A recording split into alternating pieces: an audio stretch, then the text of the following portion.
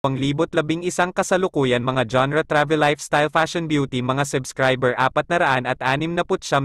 dagdag kabuoang mga view 11.3 milyon mga kaugnay na kilos Pilita Corrales Robbie Domingo mga gantimpala ng creator 100,000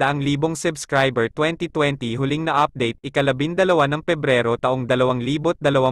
si Gutierrez ay isang Best Actress winner sa 68th FAMAS Awards, Gawad Urian Awards at Q Cinema International Film Festival. Noong 2021, kinilala siya ng Rising Star Asia Award sa 20th New York Asian Film Festival. Nang sumunod na taon, si Gutierrez ay nirerango sa ika-51 sa listahan ng 100 Most Beautiful Faces in the World ni T.C. Candler. Personal na buhay ang panganay sa 4 na magkakapatid, si Gutierrez ay nagmula sa pamilya ng mga artista, ang kanyang mga magulang ay sina Ramon Christopher Gutierrez at Lotlot de Leon, ang kanyang mga lolo't lola sa ama ay sina Pilita Corrales at Eddie Gutierrez, sina Donald Olson at Eva Rodriguez ang